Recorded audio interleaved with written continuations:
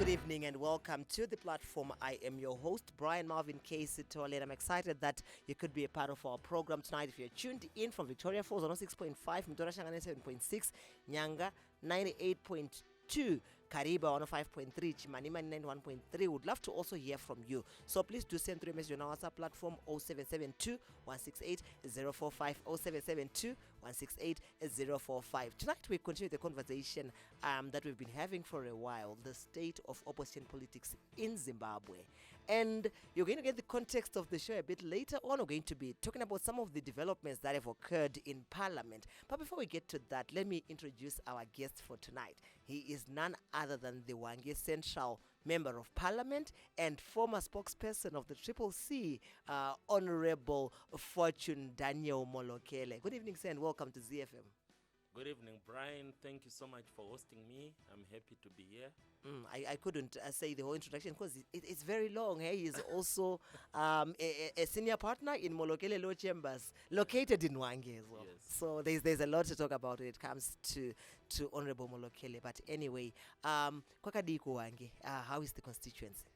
Hwange's got a lot of issues, especially around local unemployment, environmental degradation, air pollution. We've just, let me just say, we've seen better days. As someone who grew up in Hwange in the 80s, I feel sad for the children who are growing up in Hwange these days. It was a completely different town to what we see today. We have seen better days. All right. And one other issue that I would want your update as the Member of Parliament is that of the road rehabilitation that is happening for the Bulawayo Vic Falls Road. It passes right through Hwange. Have you seen any changes yet? Yamira Say Road. In Hwange, there is nothing happening at the moment. There was some construction that was initiated about 2-3 years ago that remains abandoned. Like when you're passing through the therapy area, bypass area there are signs that bitumen once was there, and then it's an abandoned project for 2 years. From the bypass area where the Chicken Inn is until you get to Watten, Cinderella on your way to Vic Falls, that's another abandoned project also.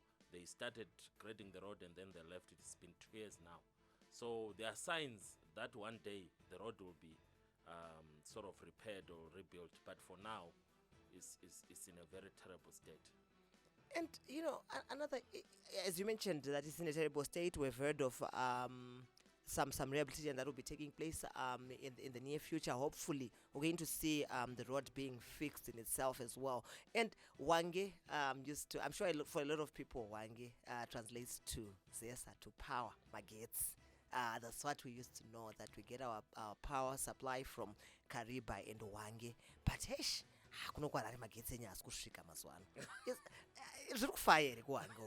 do we still have anything happening in terms of power generation? I think something is happening. There was an expansion project, so the power station is supposed to be generating more electricity now more than ever. But I think our power supply system is also overwhelmed. Remember that since independence, we've had a lot of rural to urban migration. So a city like Harare, if I'm not mistaken, in 1980, it had a population of 750,000 people. Today, it's got between 2 to 3 million people. Some are even going to 4 million. So we are overwhelmed. So electrification is a big issue in this country. Most of the country in 1980 was not electrified. So we should have built more sources of energy, apart from the thermal power station we have in Hwange. And this is where Zimbabwe is a disappointment, because we've got a lot of solar in this country and we've never really taken advantage of the sun that we have. All right. Now I'd want us to get into our main topic for the day, the state of opposition in Zimbabwe. You have served in various capacities within the CCC, firstly within the MDC and then the CCC itself. And the last prominent post that you held was that of party spokesperson before Advocate Nelson Chamisa announced that he had left the party. And following that, we have seen a lot of issues happening in Parliament. Firstly, there have been some recalls that happened in the past, which have stopped.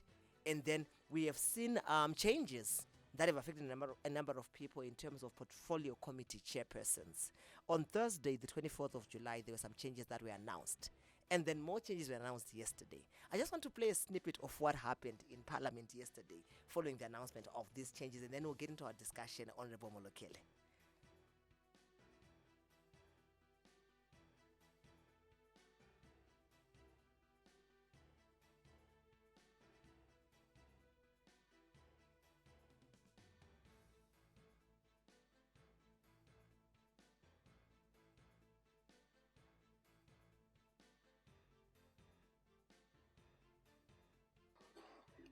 Announcement on changes of committees. On Thursday, 24th July 2025, I made an announcement regarding the reassignment of some chairpersons and changes to committee membership by the Committee on Standing Rules and Orders. Flowing from the same announcement, I wish to inform the House of the following further changes. Honorable C. Hwange has been reassigned as chairperson of the Portfolio Committee on Energy and Power Development from the Public Accounts Committee. And Honorable C. Mateo has been reassigned as chairperson of the Public Accounts Committee from the Portfolio on Media, Information, Publicity and Broadcasting Services.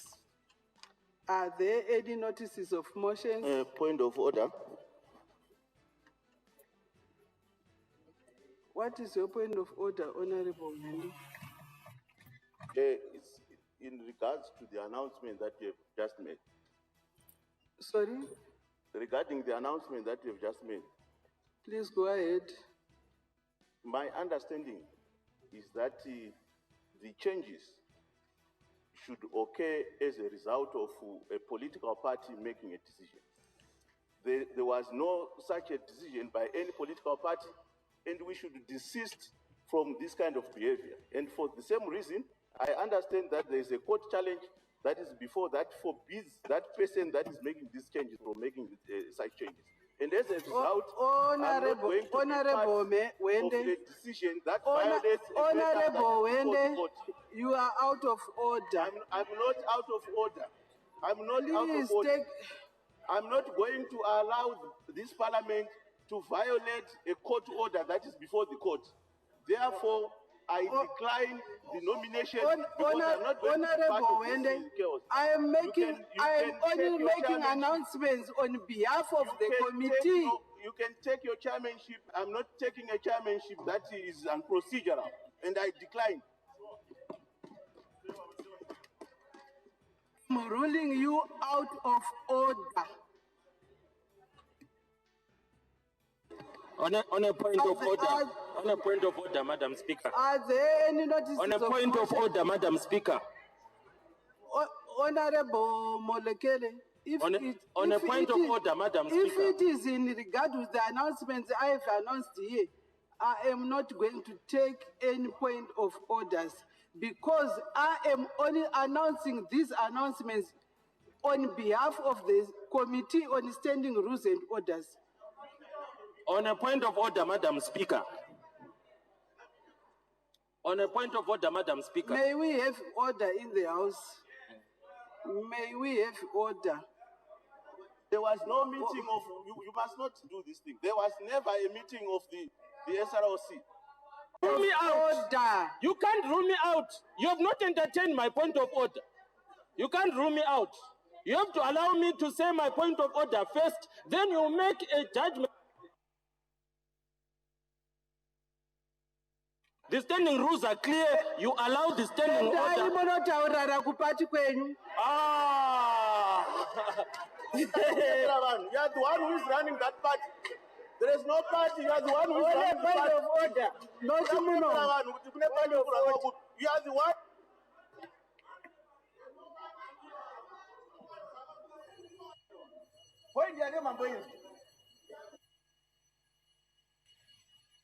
Are there any notices of motion? Point of order. Point of order, Madam Speaker. There is a point of order. Order, Madam Speaker. I'm protected by the standing rules of this parliament. Honorable Chief Whip from the opposition, please may you approach the chair. Even Chief Whip was on Magai Simim. This is not going to work. It's not going to work, this thing. You will see. Huh?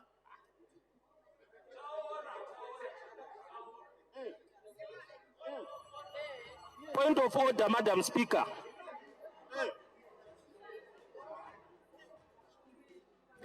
Point of order.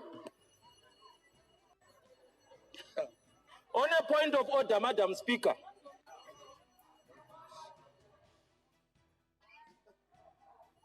From the opposite side.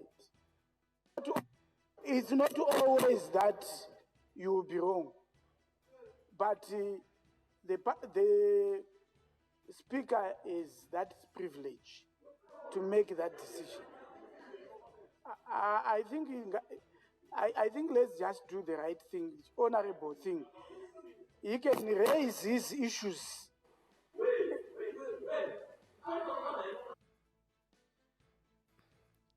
Right, Honorable Molokele. I think just to summarize this to our listeners, after the announcement, as you heard, there was a point of order that Honorable Molokele raised, and just to help listeners understand maybe you can just explain in a bit before we get into all this. What is a point of order?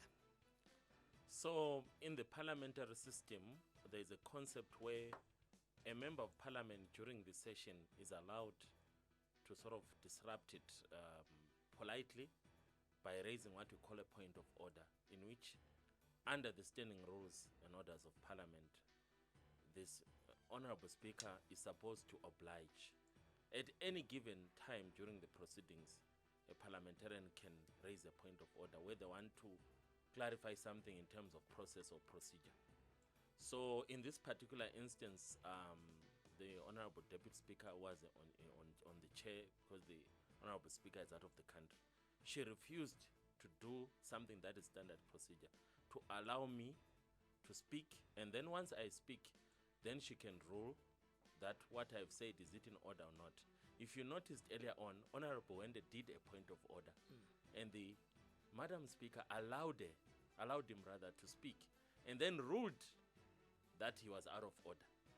So, after he had spoken. Yes. So that is the standard procedure. So in my case, because of the emotional overflow from the point of order raised by Honorable Hwange, she presumed that whatever I was going to ask as a point of order was related to the Hwange issue. So she clearly said that if it's related to that, but I maintained my request. I never explained, because I know I have my rights as a parliamentarian, that if you do a point of order, the speaker is obliged to allow you to give your audience. And since this was an audio, I think one thing that we probably skipped as we were playing this is that you eventually were told to leave the house. You refused to leave.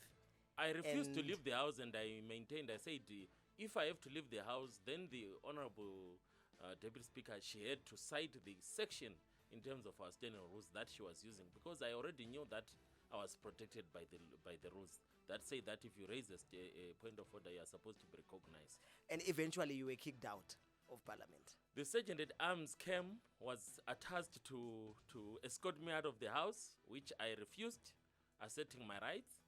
And then the Sergeant at Arms, who is the security person for Parliament, went outside and brought the Zimbabwe Republic police officers who are stationed outside the assembly, and about 5 personnel came, and they're the ones who physically ejected me by arms stretched, legs kicking out of the house. So I was physically removed, which was also a violation of my rights as a parliamentarian. All right, maybe before we even go, what were you going to say? Maybe we'll give you that platform to say your point of order. I mean, it's no longer in Parliament, but what were you going to say? I think because the matter is still under subjudice, remember that I might face a disciplinary hearing when the speaker comes back, honorable speaker comes back. So I would rather not go deeper, but I'll just stand on the principle that the honorable deputy speaker was supposed to recognize me and then rule whether what I've said. If you check in the Hansard last month, when I was doing a debating on a motion, ZANU-PF parliamentarians heckled me throughout my presentation because they see the person who's speaking, this one is a sharpshooter. So I had about 5 different point of orders in less than 20 minutes. And guess what? The Honorable Speaker, Honorable Mdenda, allowed all of them. And some of them, I remember one of them just said, Honorable Molokele speaks with too much harsher. That's not a point of order. The Speaker just said, okay, I've heard the Honorable, but that's not a point of order. You can't tell an MP whether they've harsher or no harsher. But that's how Parliament operates. If Honorable Mdenda was in session, he was going to just say, let's hear you first and then rule you whether you're in order or not, which is the issue that happened yesterday, that the Honorable Gezi, who was sitting on the chair, she actually became more emotional than the people she was presiding over, because she just assumed that whatever Honorable Molokele is going to say is related to Honorable Hwange, which is not correct. Now let's talk about the power dynamics within the opposition. You have already talked about the court order that is there, but we are still seeing these changes being made, and also listening to what some of the people on your side of the bench were saying in Parliament. They were saying that there's no opposition anymore. The opposition is being controlled by somebody. The question I want to ask you is, who has power? Who is wielding power in terms of the opposition in our country right now? Remember that after the Parliament was sworn in September 2023, barely a month or two, the process of recall started under Sengezo Chabang. That's where the illegality started. So from that time onwards, there was a coup in Parliament, because the parliamentarians were legitimately elected, were evicted illegally. And we had classic cases like Honorable Prince Dubego Spanda in Binga North, who was not there when we were being sworn in. So he came a month or two later. So the Honorable Speaker allowed him to swear. After he finished swearing in, they then said, you have been recalled after that. So the people of Binga actually voted, and after the elections, they didn't have a result, because what happened is the recall nullified that election, and the by-election was called in December. And the people of Binga wanted to vote in the by-election, and through a midnight High Court judgment that was done through virtual process with no representation for the affected parties, it then nullified the participation of the opposition candidates. So you have a situation where the actual authority of Parliament was undermined by the recalls. And the question is that, which Honorable Hwange raised, that the matter is under subject is because there is a 2, 3, 4 different court cases happening simultaneously.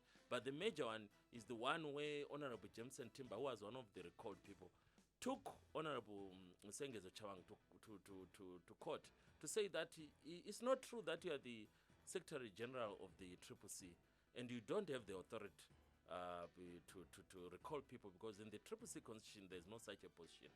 And then in December 2023, Justice Chitapi issued what we call an interdict, which then debars any person in the opposition ranks from recalling anyone. So since December 2023, there's never been a recall. But the interpretation of that interdict has been such that it's a leeway supported by the Speaker of Parliament, where they are reshuffling the leadership of the party in Parliament. And as I speak to you this evening, I was appointed by my leader, Advocate Chamisa, to be the portfolio committee for chairperson for health. And then last year, at the start of last year, I was also reshuffled. What happened, Honorable Hwange, this week actually happened to me more than a year ago. I was also announced by someone that I'm no longer the chairperson for health. But understanding the political context, I wasn't as surprised at that time. I just accepted it. I want to get to the situation that happened yesterday, where the Deputy Speaker said, I am simply reading the resolution that has come from the Committee on Standing Rules and Orders. And it's not one person who sits in the Standing Rules and Orders. I'm sure that your party is represented. So what are you saying about those who sit in this current Standing Rules and Orders Committee? Are you also saying that, because you seem to be talking about one individual here in terms of recalls, but even the Deputy Speaker said it's not an individual decision, it's a committee decision. Yeah, I was going to explain that after what happened in 2023, don't forget that at the start of 2024, our leader actually resigned from the party. In January 2024, Advocate Nelson Chamisa resigned from the party. So from that time when he resigned, there is no central authority of the party. So the party has got 3 different dimensions. So the first one is the one that is authoritative at the moment, supported by the speaker, where Sengezo Chabang is the Secretary General. But there is another one that recognized initially a rotational presidents, but eventually Professor Oshimengube as the acting president, sort of to replace Advocate Chamisa. Then there's another one, the third one, which I am part of, the one that says Advocate Nelson Chamisa was not happy with the hijacking of the CCC, but he remained the legitimate and moral leader of the opposition movement. So there are three distinct dimensions or groupings in the parliament, in the opposition ranks. And I belong to that group that says Advocate Nelson Chamisa is still my leader. He is no longer associated with the CCC, but the democratic movement, as it has evolved since 1999, it does have a leader. And that leader, beyond the political part, the political movement is bigger than the political party. So the democratic movement of this country still exists. And this leader is Advocate Nelson Chamisa. So that's where the problem starts, because those people who are supporting Advocate Nelson Chamisa like me have been removed from all the positions that they were appointed initially. Okay, so fair enough. I hear you. But who is your leader in parliament? I don't have a leader in parliament because I don't recognize Sengezo Chabang as my leader. He was imposed. He's an imposter. So I'm supporting the court case by Honorable Jameson Timber that he's not my Secretary General, because I don't even know who made him Secretary General. When I was being nominated, he didn't exist. When I was sworn in as a member of parliament, he didn't exist. 2 months later, he started to exist outside the elections. So he has no legitimate electoral authority at all. So he's not my leader. Professor Oshimengube is not my leader, because it's other members who agreed that since Advocate Nelson Chamisa has resigned, we need to come up with a replacement. And I don't support that school of thought. I said he resigned from the political vehicle called the CCC. He never resigned from leading the movement, which is bigger than a political party, because we can always form parties. Just like we started with the MDC, went to the CCC, we can form another party. But there is a leader for the democratic movement of this country, and there is no confusion who the leader is. Okay, so you still subscribe to the CCC? Yes. You are still a member of parliament representing the CCC? I'm not a member of the party that they claim to be the CCC in parliament, because it's completely different from the CCC that made me a member of parliament in August 2023. That is the CCC that Advocate Chamisa has abandoned. It's like if I used to stay in a place and then I leave, it becomes a ghost town. Then squatters come and stay. But you choose to stay with the squatters? Because the problem is our parliamentary system doesn't have floor crossing. So you either resign from parliament or they recall you. So now there's an interdict to block people from what? From being recalled. And then at the same time, on the team that I belong to, they have also made a decision that people should not resign, because they are the ones who own the party. So they must wait for this court process first. Then after that, they will resign if it's necessary. Yeah, so it's an ongoing process. Because I was going to ask you that you do raise a good point, that there's no floor crossing. But if it was allowed, you're going to cross the floor to where? Because Advocate Chamisa has distanced himself from any political movement. So if there was floor crossing, yes, you would have formed a new political party, and then people would have crossed to that party. So there is no principle of floor crossing in Zimbabwe. It was stopped by the introduction of the Section 129K, the recall clause. So the moment you say I belong to another party, that's when they write the letter and say, Honorable Molokele ceased to be a member of this party. Then they recall you. Then the by-election is called. Then you can come back to parliament using the new political party. It happened in 2022 with the CCC parliamentarians who came back, including Honorable Hwange. He was one of the people who had been recalled. And the other question that I would ask is, you do mention that there was a decision not to resign from parliament, but we saw Advocate Fadzai Mahere actually taking that stand and saying, you know what, I'm moving away from this and I'm moving away from parliament. And if you are saying that you still recognize Advocate Chamisa as your leader, why then did you not take that route that Advocate Mahere took? So it's a democratic process. There are two schools of thought. Individuals can resign without necessarily looking to the bigger picture of the collective. So I belong to the people who had initially decided to resign, just like Honorable Markham and Honorable Fadzai. I actually, if you check your records, you'll remember that I actually almost resigned. Then there is the other school of thought that you have to do it as a collective. So I had to meet the president and consult. And from the president advice, I had to change from the individual view to the collective view. Because the president said, you have to operate in the context of a movement. because I'm not like an independent member of parliament. I'm a member of parliament through a political movement. And that movement is seeking for political change. So looking at the bigger picture, I could resign even next month. At this moment in time, the decision to resign, we are waiting for the court processes. Once we have got the court judgments, we'll make a decision. And this time we'll resign, not individually, but as a collective. Those, each and every one of us who say Advocate Nelson Chamisa is their leader, they will make a decision as a collective to say we are remaining in parliament or we are resigning. And it can happen as soon as the judgment is announced. All right, but I want to get back to yesterday's issue. The issue was an announcement that 2 members of parliament had been reshuffled from the portfolio committees where they were leading, where they were chairing, Honorable Mateo as well as Honorable Hwange.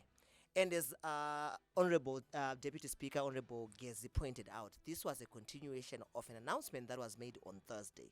On Thursday, we actually saw about 5 members of parliament from your party also being reshuffled, including Honorable Kupe, who was moved from higher and tertiary to health, and a number of others that were also moved. Actually, Honorable Mateo's portfolio had already been filled on Thursday, so he was reappointed on Tuesday. Why is it that it took you all this time? Even you were recalled, as you mentioned. You were quiet. Honorable Hwange was quiet.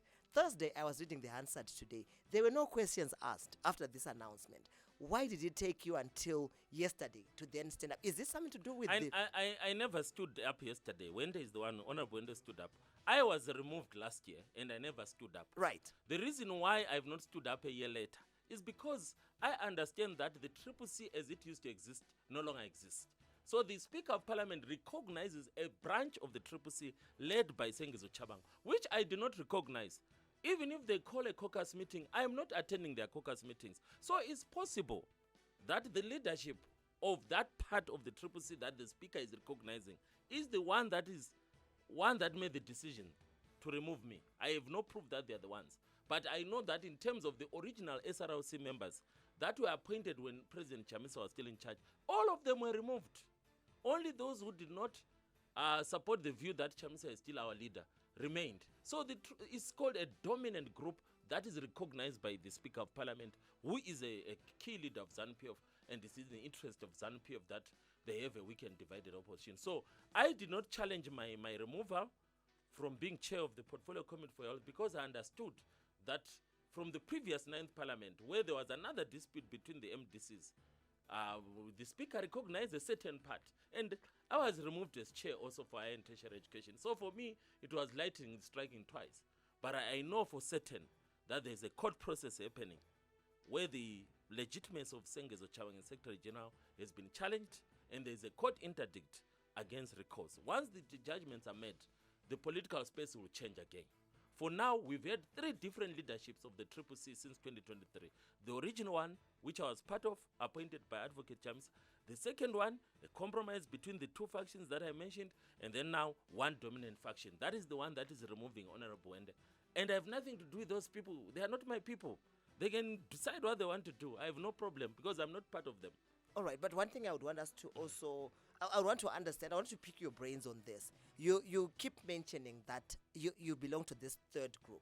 This 3rd group that does not have a leader, which has chosen that. It does. No, I mean in terms of the CCC, because you're still in parliament under the CCC umbrella. Let's agree.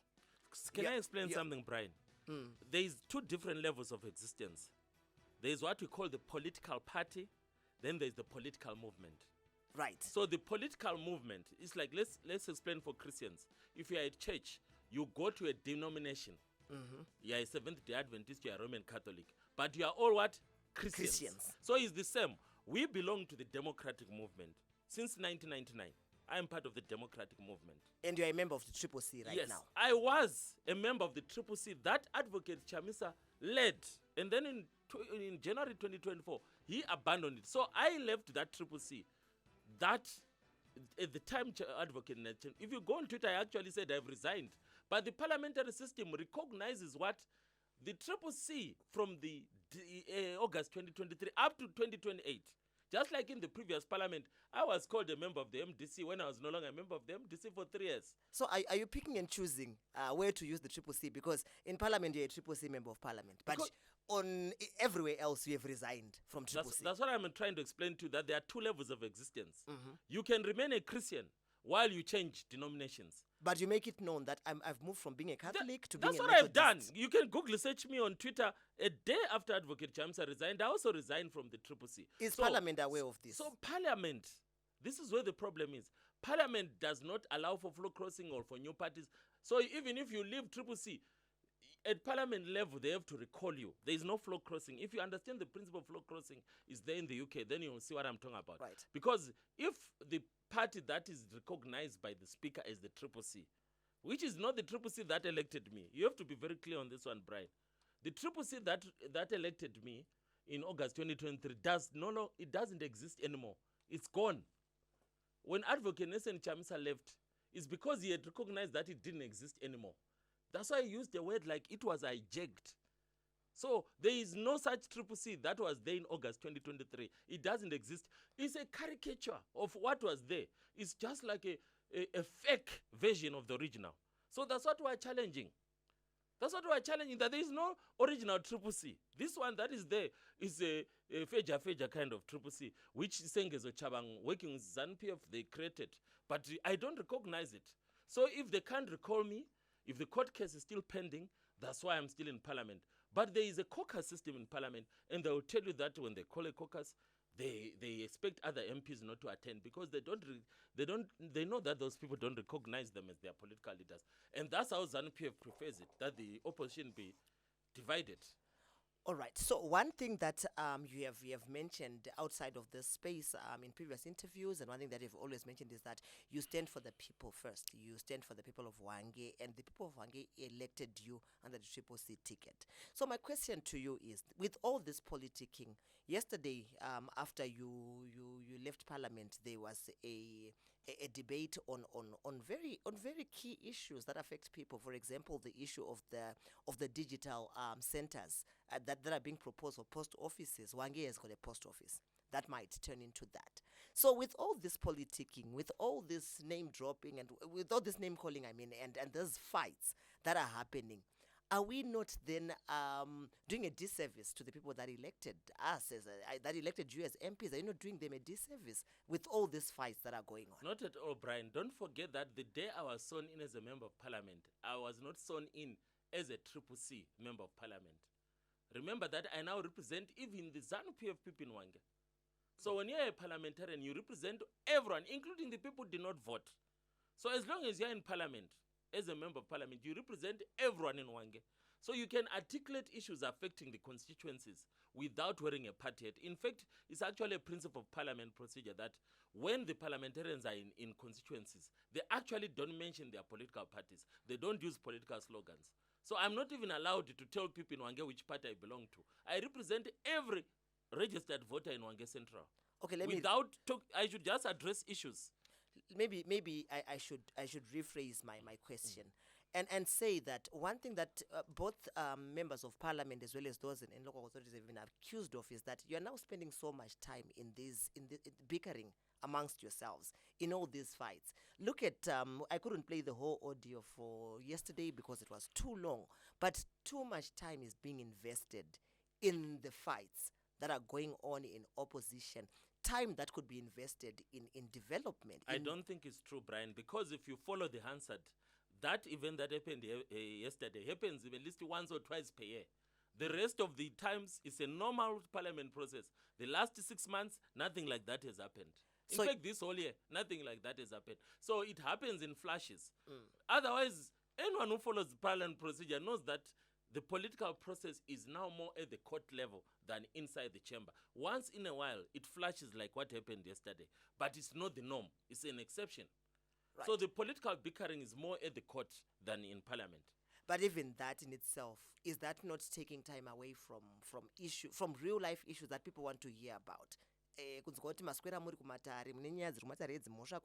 that's the political party process. It has nothing to do with Parliament. As long as we are not clear to the listeners, let's explain to the listeners that when you are being elected as a member of Parliament, You don't even need to have a political party. You can be elected even as an independent. Even to be a mayor, even to be a president of this country, you don't need to have a political party. So the political party is to help you to campaign to be a parliamentarian or to be a councillor or to be a president. But once you are sworn in, you don't represent the political party only. You represent the constituents. You represent the ward. So you take off the political party head, you become neutral. So everyone who voted for ZANU-PF in my constituents, I am their member of parliament. Everyone who voted for another different party, I am their member of parliament. So that's how it operates. For the next 5 years, I represent everyone in Hwange Central constituency. So the political party process is to make me an MP, which I can do it. Honorable Themba Mliso was in parliament for 2 terms. Did he have a political party? No. But everyone in Northern constituents voted for political parties, for councillors, for ZANU-PF, for MDC. But after all had been said and done, their MP was not from ZANU-PF. Their MP was not from MDC. Their MP was an independent. That's how it works. There is a difference between a person before they are sworn in and after they are sworn in. Once you are sworn in, you represent everyone. And you can do your parliamentary business, and you are not even allowed to tell people. Like Which when I'm in political Hwange, they are not party you allowed go to tell people that I'm Triple C or whatever party. All right, I would want to go to our WhatsApp platform 0772 168 045 0772 168 045. There's a message that has come through here. The first one that I want to read says, if Nelson Chamisa himself left, why is this man still stuck in the Triple C? Anyone who stayed behind had some ulterior, selfish ambitions. Another listener here says, given the limitations that most constituencies have faced, I personally feel that Honorable Molokele is one of the MPs that have done the best that he can for the constituency with the limited resources available. This is Annie sending a message. And then another listener here is saying, is Honorable Molokele just not disgruntled because he was removed from being Parliamentary Portfolio Committee Chair on Health and he is venting his frustrations? Would you like to respond to those 3 messages? Okay, let's go to the first one. Advocate Nelson Chamisa contested to be a presidential candidate. And you were his MPs? No. I contested to be. You know, our electoral system is at 3 levels: local government, parliamentary, and presidential. They are what we call harmonized elections. In South Africa, they don't do that. In Zimbabwe, we actually used to have separate elections until we decided. So even though you vote on the same day, you actually vote in 3 different elections. They are independent of each other. So Advocate Nelson Chamisa contested for the presidential election with many other candidates. Even independent candidates are allowed. So after the elections, I did not recognize the presidential election results. I agreed with Advocate Nelson Chamisa that the results were not free and fair. So I'm clear on that one.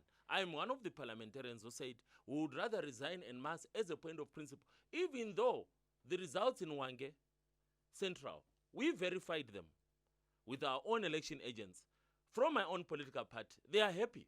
Even with the presidential results in Hwange, they are also happy. The rigging allegations are not coming from Hwange Central constituents. They are coming from other parts of Zimbabwe. So in Hwange Central, my political agents were happy with the results of the presidential election. In fact, if you are not aware, ZEC announced the results and said Advocate Nelson Chamisa had got almost 12,000 votes. And Emerson Mnangagwa had got 2,000 something votes, and other candidates the balance. The bottom line is we never challenged the results as Hwange Central constituents. We never challenged for the councillors, we never challenged for the MP, we never challenged for the president. So the rigging allegations are from other parts of Zimbabwe. So because we don't exist as an island, even if I knew that I had been elected in an election process that I felt was fair enough. It wasn't free and fair, but it was fair enough. I also needed to hear other constituencies. There are 210. And most of the drama is in other provinces, not in my province. So when they are doing this process of manipulating, they select a province and say this one is easier than the other one. And unfortunately, the province I come from is popularly for the opposition. So it's easier for an opposition candidate to win there than in another province. So when Advocate Nelson Chamisa resigned, he didn't resign from the democratic movement. He was very clear that he is resigning from the Triple C as it had been existing until that time. So I also resigned from that fake Triple C, which I'm up to today I'm not part of. But the parliamentary system does not react to what is happening outside Parliament. So it continues to call me a Triple C MP because there's no floor crossing. But there's nothing else. But to there's call no you. party called Triple C anymore. So, But okay, did you make because you won an election, you were sworn in as a member of Parliament. As you said, you recognize those results as being legit. After Advocate Chamisa had resigned, did you also make a formal statement to Parliament to say, I am no longer a part of the Triple C, because you continue to be bundled with it? Okay. Because the party still exists. Let's agree. Okay, so In if you whatever remember form. very well what happened, I did a stakeholder consultation and I got the support of the people that I should resign from Parliament. But I am located 800 kilometers from what? From Harare. So while others were resigning, Parliament was not in session. Remember, Parliament opened in mid-February. So if the week that Parliament was opening, that's when I traveled to Harare, and that's when I had a meeting with Honorable Makam. I tried to have a meeting with Honorable Mayere, but I couldn't meet her. But I met Honorable Makam. And then I also had a meeting on the 14th of February. I had a meeting with Advocate Chamisa and explained to him. Me, I'm coming from outer province. So when I spoke to him, that's when he explained to me the principle that you have to resign either as an individual or as a collective. And after that meeting, that's when I was advised that I would rather wait for the collective. And that's the reason why I ended up not submitting the letter, which when I left Hwange, I already had the letter that I am going to resign. And I didn't even want to resign from Parliament. I wanted to some of you are not aware, but I've not been living with my family for 7 years. So I actually was supposed to go and live with my family outside the country. So the president advised me that wait for the collective decision. But what if the collective decision never comes? Let's just... The collective decision is ongoing right now. As I explained earlier on that there's a court process and the judgment once it's made, all the MPs in Parliament, and there are more than 50 parliamentarians as I speak to today, who have openly claimed in written format that they support the democratic movement as led by Advocate Nelson Chamisa. So the court process will decide, because remember there's a very strong school of thought in the constituencies that says, we voted for you, you are the legitimate parliamentarians, would rather be represented by you despite of the challenges. No, but just like in the 9th Parliament. But we've seen where that hasn't worked. There are people who were recalled and they tried to come back and they didn't win. Sorry? There are people who were recalled from Parliament. Yes. And they didn't come back to Parliament. It's true. It's true. Because the political it's not guaranteed. Because the political party process has changed. Can you see that? So the party that supported you to be MP in 2023 doesn't exist. Up to today, it's gone. It doesn't exist. Because it had structures, it meetings, everything. I was part of that leadership. It stopped existing in January 2024. It doesn't exist. What the Speaker of Parliament calls the Triple C is not the Triple C that was there on the election day. So you have to be clear on that one. Is it not because you are in Parliament, that's why he calls you Triple C? The parliamentary system works every 5 years.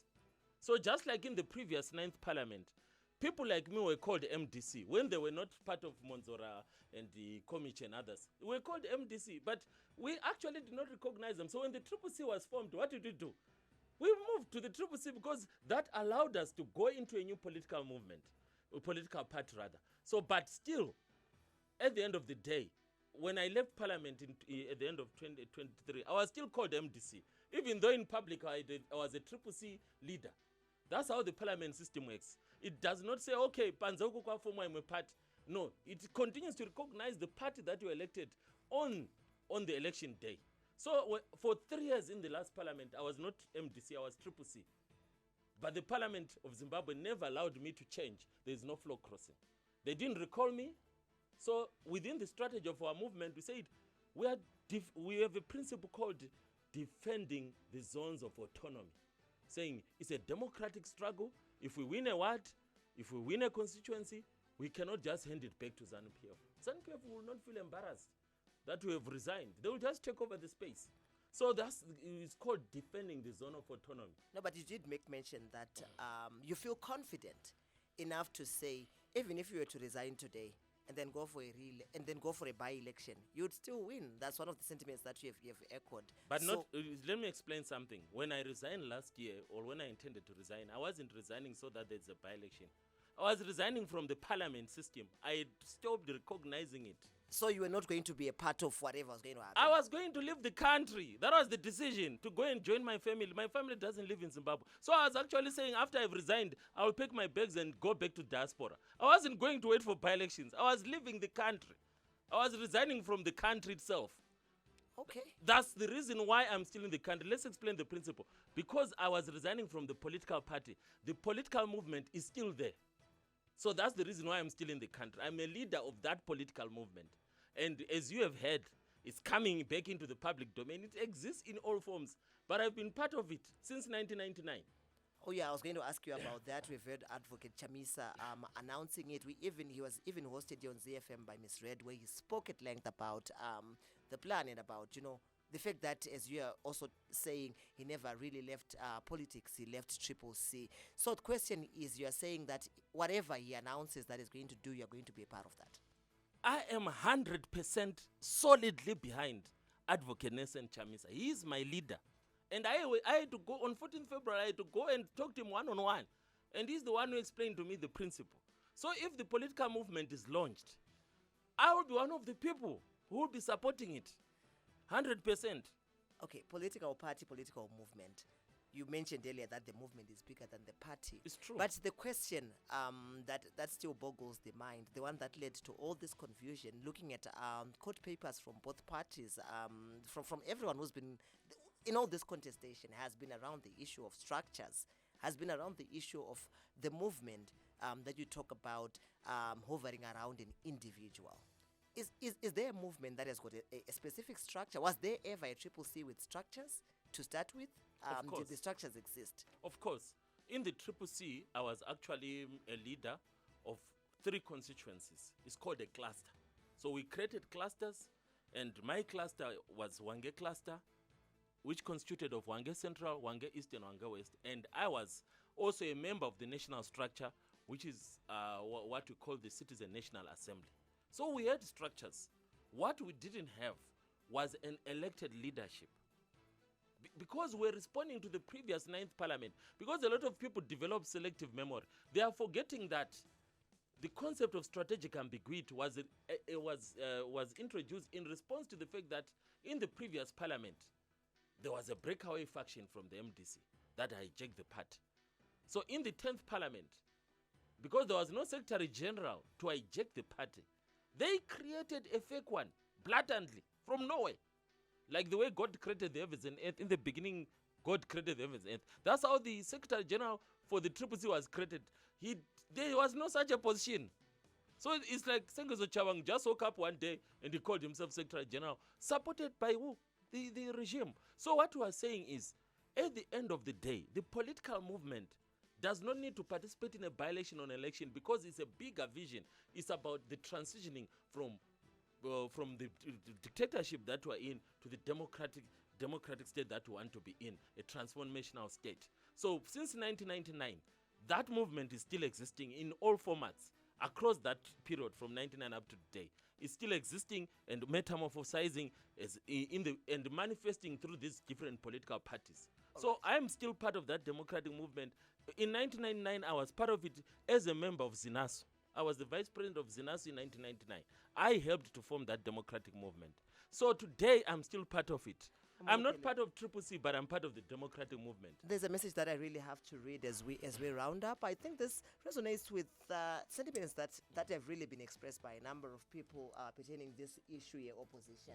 Nyasha Tota says, you guys made us not be interested in Zimbabwean politics because you are full of drama, left, right, and center. Be serious with our country, guys. Is Nyasha Tota. What's your response to Nyasha? Kuti, we've tried to follow you, you've done this, you've done that, calls and all this. Drama. What's your response? It's part of the process. For example, when we're fighting for independence, we're the liberation movement. That started in the late 40s, 50s, 90s, 60s, 70s. There was Patriotic Front, Alliance, there was what, ZAPU, ZANU, and so on, UNC, a lot. But the process was a liberation movement, which is what we need to explain to the listeners. The political parties can be formed within a political movement because the political movement is the greater vision. So we're the liberation movement. That is ZANU Ndunga, ZANU PF, ZAPU, what. And then now it's the same. The democratic movement that started in 99 started as MDC, and then MDC Green, MDC what, PDP, all those parties, MDC Alliance, whatever. It's metamorphosizing, but it's still the same concept that we are fighting. Is it actually not degenerating? It's not degenerating, it's evolving. That's the word. Because we are learning as we go, just like we used to do in the liberation movement for 40 years until we got independent in 1980. One day this country shall become a democratic country, but the process can take a long period. For example, let's give across the river in Zambia. Do you know how many parties or how many elections HH president contested in Zambia? 5, if I'm not mistaken. It took 25 years for the opposition to become the ruling party. Over those periods, they were evolving all the time. All so that's how it happens. But the bigger vision. Last question before we conclude. We've run out of time, and I just have to ask you this. You keep talking about Zimbabwe becoming a democratic nation, but you did acknowledge that you were democratically elected. Your leader in Hwange was democratically elected. So democracy actually, are we picking and choosing here? Are we a democratic nation? Are we not? I was very clear that at a constituency level, at a ward level in Hwange, we didn't raise objections. We were satisfied. So there was democracy. Out of 210 constituencies. Not so that constituency in particular, it was fairly bad. Then, let's not forget a very important truth. The SADC observer mission, for the first time in its entire history, condemned an election of a member state. There is a report that clearly shows that Zimbabwe fell short of the SADC guidelines on elections. So whatever we called an election in 2023, SADC never recognized it up to this day. It failed to meet these minimum standards. The one of that elections. got you into parliament. Yes, that's what I'm saying, that if you had asked me, my view was that we should resign en masse. But this is what politics is all about. Individual views and collective views are not the same. Like in cabinet right now, there's what we call collective responsibility. A minister of cabinet may have a different view from the majority. But if they are still in cabinet, they will actually keep quiet. And then when they're out of cabinet, they can explain that when the decision was made about this project, I was strongly. And if you check the minutes, you will see that the decision of the majority is binding the decision of the minority. But if you had asked me, I said, in order to make that election report from SADC more effective, all the councillors must not be sworn in. All the MPs must not be sworn in. To make sure that this election is rerun. But how many MPs or councillors supported that view? You see the problem? You were also sworn in, but Honorable Molokele... Yeah, but I was sworn in, not as a personal view. That's what I'm trying to explain to you. That it was collective. You had to move with the flow. No! In a team, you don't play as an individual in a team. It doesn't work like that. Like if you join a church today, you will attend a church service. You will not conduct every part of that church service because you're a member of that church. The other parts of the church service are done by other people. And while you're at it, you say the church service was nice. The presidential leader is trending this evening that she's in a scandal. But you were at the church today and you were very happy. And she was leading service. So you cannot say because she has gotten into a scandal now, the church service was not good. So what I'm saying is if you are in a team, you operate in a collective vacuum where an individual's views contribute to the majority. And if you are not part of the majority, you look at the bigger picture that it's not just short-term decisions, but long-term, because the movement is not about an end in itself. It's a process. A political party is different because it's about elections. A movement doesn't care. Like if we form a political movement, you heard Advocate Nelson Chamisa talking about a political movement. It's different from CCC because it might not contest in elections or by-elections. It's issue-based and agenda-driven. And this is what I'm part of. I'm part of a Zimbabwean people who believe that this country is not poor. This country is being destroyed by a few elite individuals who are very corrupt. This country should be one of the richest countries in the world.